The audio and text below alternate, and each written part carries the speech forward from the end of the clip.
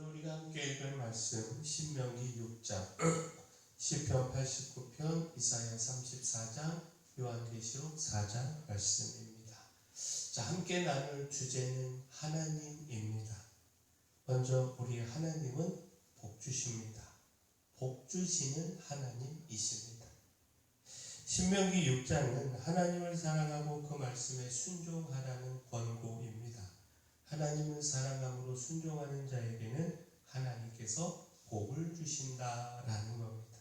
하나님은 그 백성에게 복을 주기를 원하시고 따라서 그 말씀을 듣고 지켜 행하는 자에게 약속하신 땅에서 크게 번성하는 복을 내리신다라는 겁니다. 신명기 6장 3절 말씀 보면 이스라엘아 듣고 삼가 그것을 행하라. 그리하면 내가 복을 받고 내 조상들의 하나님 여호와께서 내게 허락하신 같이 젖과 꿀이 흐르는 땅에서 내가 크게 번성하리라.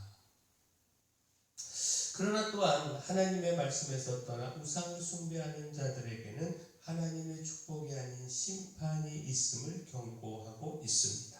하나님을 잊고 그 땅의 신들과 우상들을 섬길 때에 하나님은 그 백성들을 심판하신다라는 겁니다.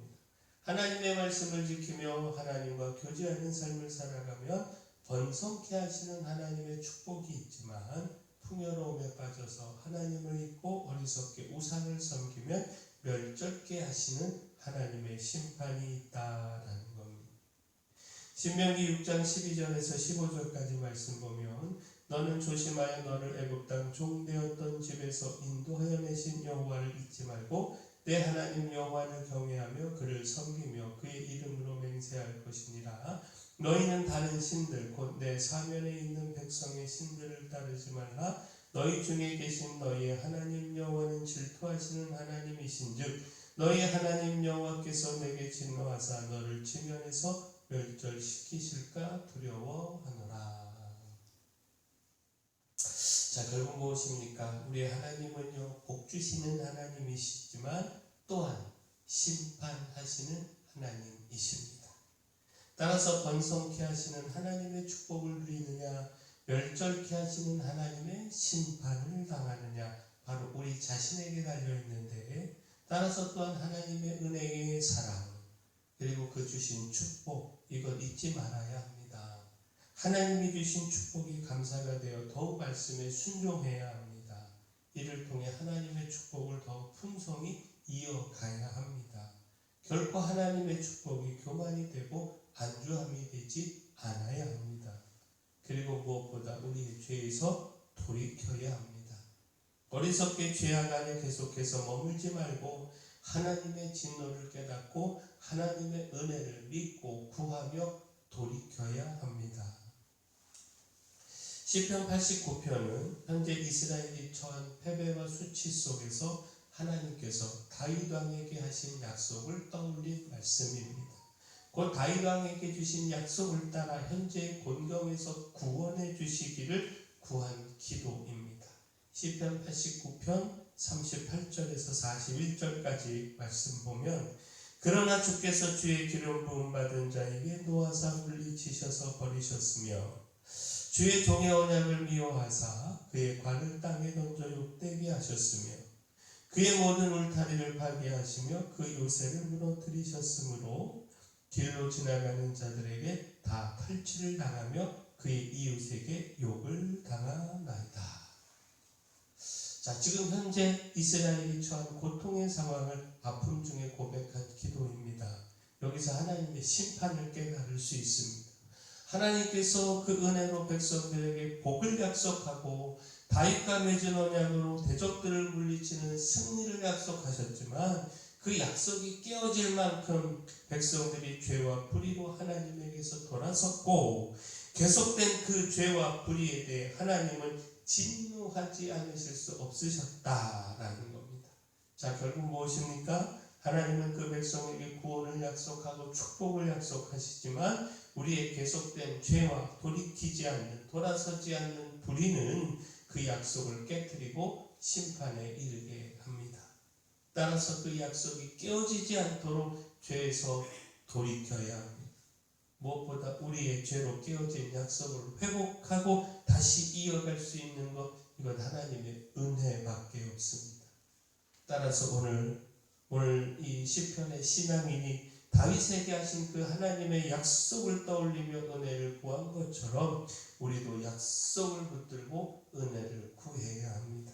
하나님의 심판을 돌이키는 유일한 길은 하나님의 은혜밖에 없음을 기억하고 힘써 은혜를 구해야 합니다. 곧 우리 하나님은요, 신원하시는 하나님, 우리의 기도를 들으시고 우리의 아픔과 고통을 갚아주시는 하나님이십니다. 이사야 34장은요, 열방에 대한 심판, 특별히 에돔에 대한 심판의 말씀입니다. 에돔은 형제 국가임에도 불구하고 유다가 멸망할 때 피난하는 백성들을 돕기는커녕 무자비하게 대했습니다.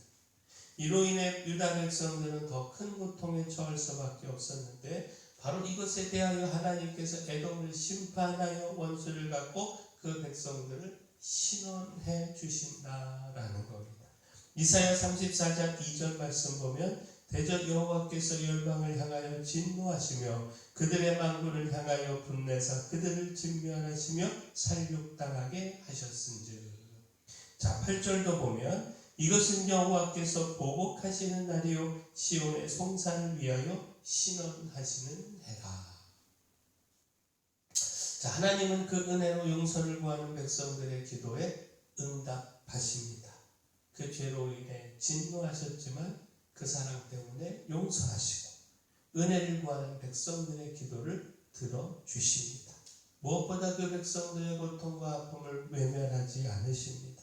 고통 중에 부르짖는 그 기도를 들으시고 그 아픔과 원통함을 풀어주십니다. 그 원수들을 멸하심으로 신원해 주십니다.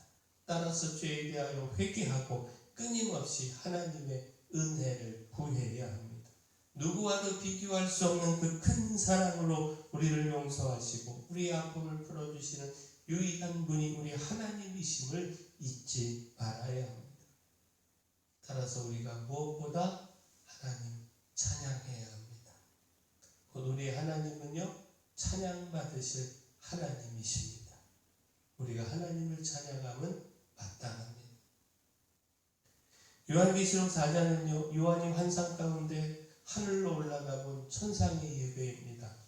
하나님 보좌 주위에 네 생물과 보좌를 둘러서 앉아있던 24장로들이 쉬지 않고 하나님의 거룩함을 찬양했다라는 겁니다.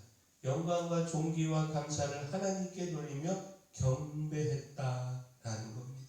자, 요한계시록 4장 8절에서 10절까지 말씀 보면 네 생물은 각각 6날개를 가졌고 그 안과 주위에는 눈들이 가득하더라. 그들이 밤낮 쉬지 않고 이르기를 거룩하다 거룩하다 거룩하다 주 하나님 곧 전능하신 이여 전에도 계셨고 이제도 계시고 장차 오실 이시라 하고 그 생물들이 보좌에 앉으사 세세토록 살아계시는 이에게 영광과 존귀와 감사를 돌릴 때에 24장로들이 보좌에 앉으신 이 앞에 엎드려 세세토록 살아계시는 이에게 경배하고 자기의 관을 보좌 앞에 드리며 이르되.